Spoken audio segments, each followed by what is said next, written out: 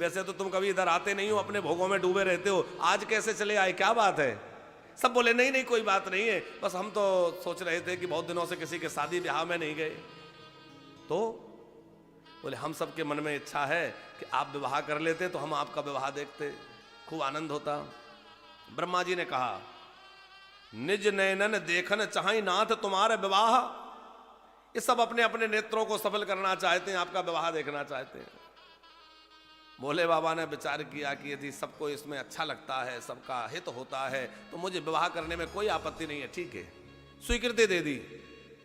और जैसे ही भोले बाबा ने स्वीकृति दी, सब देवताओं ने कहा चलो चलो अब काम बन गया। एक बोले कि सुनो, काम तो बन गया, लेकिन एक बात समझ में नहीं आई कि जब भोले बाबा को विवाह करना ही था तो बेचारे कामदेव को क्यों जला दिया? और जब कामदेव को जला ही दिया तो विवाह की स्वीकृति कैसे दे दी? ब्रह्मा जी बोले चलो पूछ लेते हैं। एक बोले रहने दो हमारा तो काम बन गया, कहीं ऐसा ना हो भोले बाबा नाराज हो जाए। अरे बोले भोले बाबा नाराज नहीं होते, चलो पूछ लेते हैं। भोले बाबा से ब्रह्मा जी ने पूछा कि सबके मन में इच्छा है कि आखिर विवाह करना ही था तो बेचारे कामदेव को क्यों जलाया? भोले बाबा बोले इसलिए कि यदि मैं कामदेव को नहीं जलाता तो सारी दुनिया ये सोचती कि मैंने काम की प्रेरणा से विवाह किया है। मैंने काम की प्रेरणा से नहीं, मैं तो अपने राम की प्रेरणा से विवाह करने जा रहा हूं, इसमें मेरे राम की प्रेरणा है, काम की प्रेरणा से नहीं। सब देवता गए और बड़े आश्चर्य की बात है कि ना कोई दूल्हे को सजा रहा है, ना कोई बारात की तैयारी, सब अपने अपने सजने धजने में लगे हैं। लगे सवारन सकल सुर बाहन विविध विधान। सब अपने अपने सजने धजने में लगे हैं, अपने अपने वाहनों को सजाने में लगे हैं। इंद्र ऐरावत को रगड़ रगड़ के नहला रहे हैं और बढ़िया सुंदर चंदन लगाकर सजा रहे हैं। चंद्र देवता, वरुण देवता, इंद्र देवता, कुबेर आदि आदि सब अपने अपने वाहनों को सजाने में लगे हैं, अपना क्रीम पाउडर पोतने में लगे हैं और दूल्हा की किसी को सुध ही नहीं है? लगे सवारण सकल सुर वाहन विविध विधान। अने अपने वाहनों को संवारने में लगे हैं, अपने आप को सजाने में लगे हैं। गणों ने पूछा बाबा अब कृपा करिए तो बतलाइए कि आपने विवाह की स्वीकृति तो दे दी, तो क्या विवाह करेंगे? बोले हाँ आप स्वीकृति दी है तो करेंगे। बाबा जिसके यहाँ शादी ब्याह होता है उसके यहाँ कोई आता है, 4 मेहमान रिश्तेदार आते हैं, आपके यहाँ कोई आया नहीं। बोले बाबा बोले जिसके होते हैं उसके आते हैं, हमारा कोई है ही नहीं। तो आपका कोई नहीं है? बोले हैं तो। कौन है? बोले नाता एक राम जी से, दूजा नाता छोड़ दे, हमारे तो बस एक वही वैकुंठपति हैं। अब गण परेशान थे कि आखिर बाबा को कैसे सजाया जाए। आपस में चर्चा करने लगे, भाई हम लोग तो किसी की शादी ब्याह में कभी गए नहीं। एक बोला सुनो मैंने दूर से एक शादी होते हुए देखी है। क्या देखा है? बोले मैंने देखा है जो दूल्हा बनता है, बर बनता है, उसको बड़ा उबटन चढ़ाया जाता है, कुछ लगाया जाता है, लेप किया जाता है। अब वो उबटन तो जानते नहीं, बस वो तो बोले कोई लेप होता है। क्या लेप करें, हमारे पास तो कुछ नहीं है। एक बोला सुनो सुनो अभी व्यवस्था करता हूं। दौड़ते हुए गया, कहां? शमशान भूमि में। अभी अभी जल करके कोई मुर्दा शांत हुआ है, उस सब की चिता की भस्म, उस चिता की भस्म लेकर के आया दौड़ता हुआ पोटली बनाकर। बोले हो गई व्यवस्था, इससे बढ़िया पाउडर नहीं मिलेगा, इसी को घोल लो गंगा जल में, लगा दो उबटन। और वो गण भोले बाबा को वो चिता की भस्म लगा करके रगड़ करके और सारे अंगों में लगाने लगे। भोले बाबा अद्भुत, एक तो कपूर के जैसा भगवान शंकर का वर्ण है और उस पर जब चिता की भस्म लगी तो वह भी एकदम श्वेत। आहा। एक बोला कि ऐसे नहीं, जब दूल्हा कोई बनता है तो उसको मुकुट रखा जाता है, मुकुट कहां से लाएंगे? दूसरा गण बोला मुकुट लाने की जरूरत नहीं है, भगवान शंकर के जटा इतने बड़े बड़े हैं कि इन जटाओं का ही मुकुट बना दो। जटा मुकुट यही मोर सवारा, जटा मुकुट यही मोर सवारा, जटा मुकुट यही मोर सवारा। सवारा। जटा मुकुट अहि मोर समारा। हास्य वही संभोगन करहि श्रृंगारा। शिवहि संभोगन करहि श्रृंगारा। जटा मुकुट अहि मोर सवारा। जटा मुकुट अहि मोर सवारा। अब जो है मुकुट तो बना दिया किसका? जटाओं का। अब मोर, एक गण बोला कि वो मुकुट के ऊपर एक मोर और लगता है। मोर कहां से लाएं? एक चमकीला सा सर्प पकड़ा, चमकीले सर्प को पकड़ करके जटाओं के ऊपर मोर बनाकर लगा दिया। कहा बिल्कुल ऐसे ही बैठे रहना, सिर नीचे मत करना, फन नीचे मत करना। मोर बन गया। अच्छा, भोले बाबा का जो श्रृंगार है वह भी बड़ी सुंदर शिक्षा देता है। भोले बाबा ने सोचा कि हम ऐसा मुकुट नहीं लगाएंगे जो सारी दुनिया लगाती है, हम अलग मुकुट लगाएंगे। तो जटा मुकुट, सोने का मुकुट हो, हीरो मोती से जड़ा हुआ कोई मुकुट हो, तो जिसको मिलता है उसके मन में अभिमान रहता है कि अरे देखो हमें मिला है, कितना बढ़िया मुकुट हमें मिला। तो जिसको मिला उसके मन में अभिमान, और जो देखने वाले हैं उनके मन में ईर्ष्या। अरे क्या गजब का मुकुट है। भोले बाबा बोले ऐसा मुकुट लगाओ कि किसी को ईर्ष्या ना हो। अरे जिसको इच्छा हो अपनी जटा बढ़ा ले, बांध ले। मोर सर्प का है, और सर्प जो है वो काल का प्रतीक है। काल ब्याल, सर्प किसका प्रतीक है? काल का। माने भगवान शंकर कहना चाहते हैं कि भैया शादी ब्याह तो खूब करो, संसार बसाओ, घर गृहस्थी बसाओ, अच्छी बात है, पर इस बात को मत भूल जाना कि सिर पर काल बैठा है। काल सदा सिर पे बैठा है। एक बोला कि भैया देखो, जो दूल्हा का ओवटन लग गया, मुकुट भी बढ़िया सुंदर लग गया, मोर भी लग गया, अब कानों में कुंडल हो, थोड़े आभूषण बाजू बंद हो, कंकण हो। दूसरा बोला चिंता क्यों करते हो, इतने सर्प जो हैं, तो सर्पों के ही कुंडल, सर्पों के ही कंकण, और कानों में भी सर्प, और हाथों में बाजू बंद में सब जगह कुंडल कंकण पहरे ब्याला। कुंडल कंकण पहरे ब्याला। तन विभूत पट के हर छाला। तन विभूत पट के हर छाला। हाँ शशि ललाट सुंदर सिर गंगा। नयन तीन उपवीत भुजंगा। नयन तीन उपवीत भुजंगा। नयन तीन उपवीत भुजंगा। नयन तीन उपवीत भुजंगा। भोले बाबा का श्रृंगार हो रहा है। आहा, शशि ललाट, जो जटाओं का मुकुट है उस पर ललाट में चंद्रमा, यहां द्वितीया का चंद्रमा विराजमान कर दिया। गंगा महारानी मस्तक पर विराजमान है। भगवान शंकर के 3 नेत्र हैं। यज्ञोपवीत, बोले नागों का यज्ञोपवीत, नाग को ही यज्ञोपवीत बना दिया है। और अद्भुत श्रृंगार हुआ है। अरे कुंडल कंकण पहरे ब्याला। कुंडल कंकण पहरे ब्याला। तन विभूत पट के हरि छाला। तन विभूत पट के हरि छाला।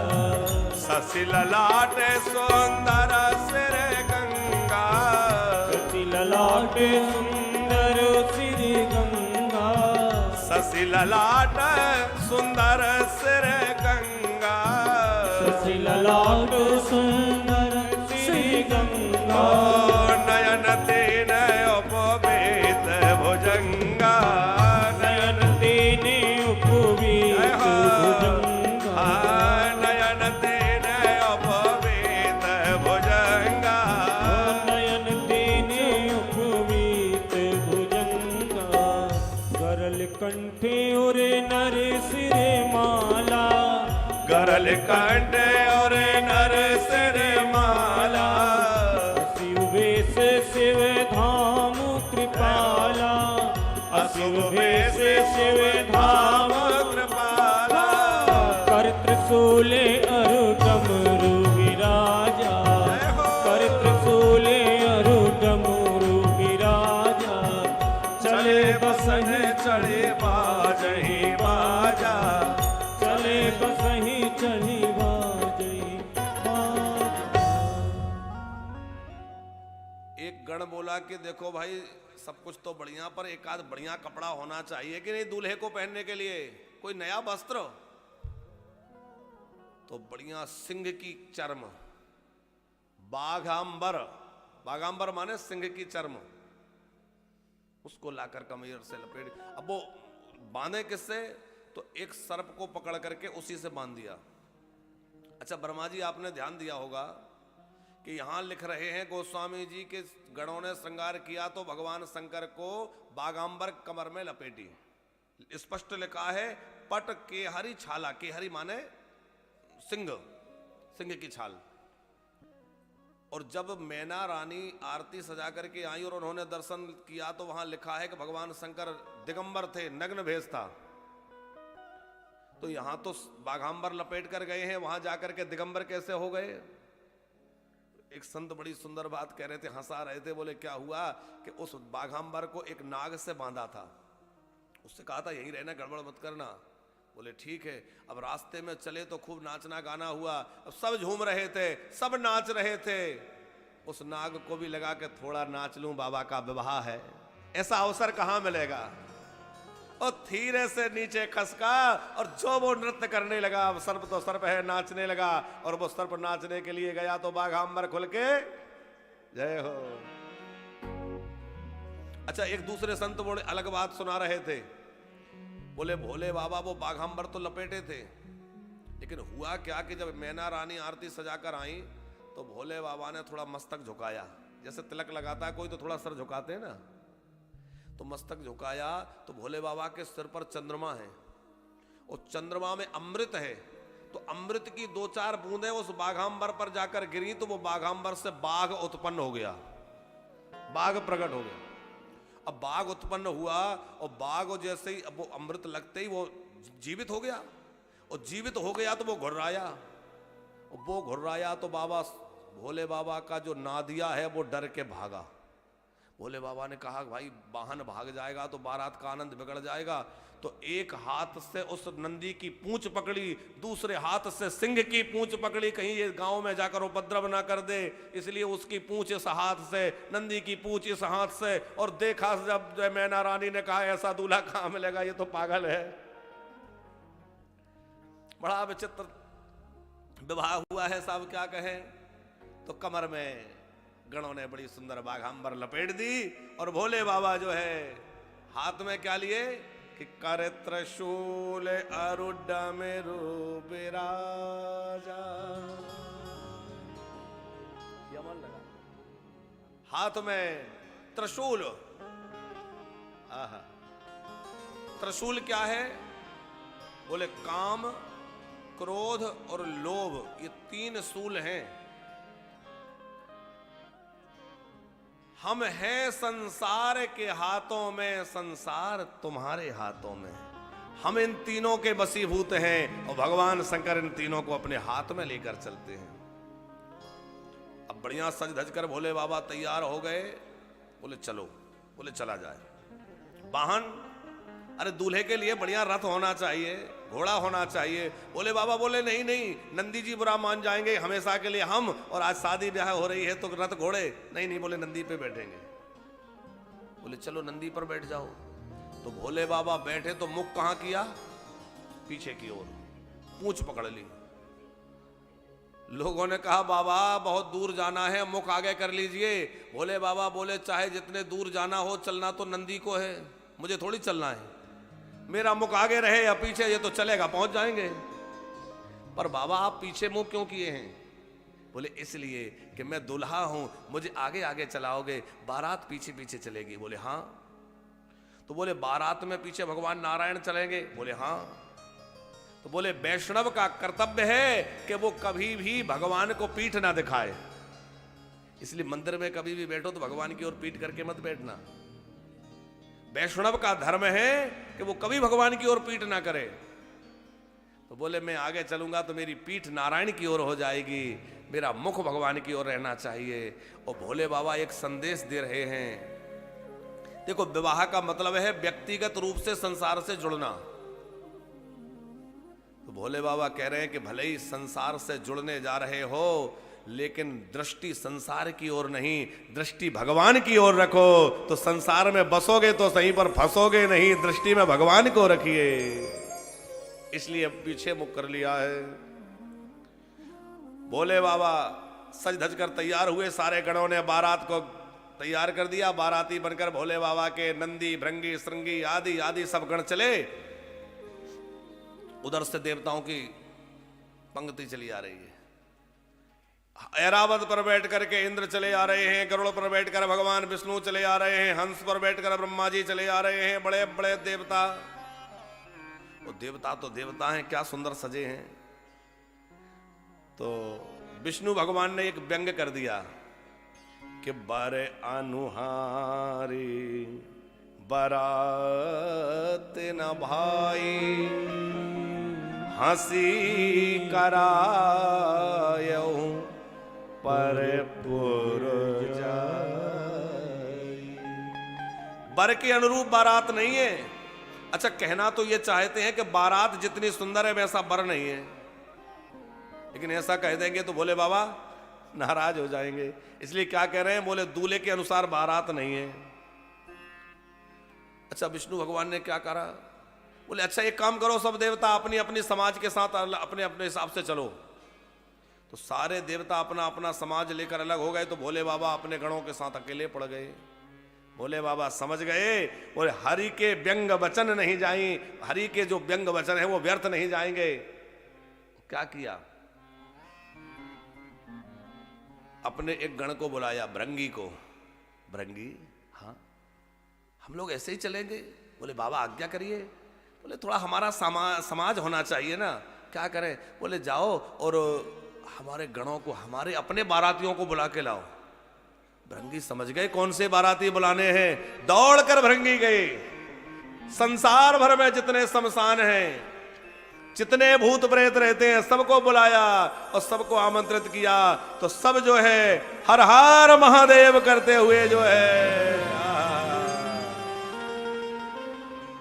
अब तो देखते देखते देखते इतनी बड़ी बारात हो गई कि जहां तक नजर जाती है बस भूत प्रेत ही नजर आते हैं।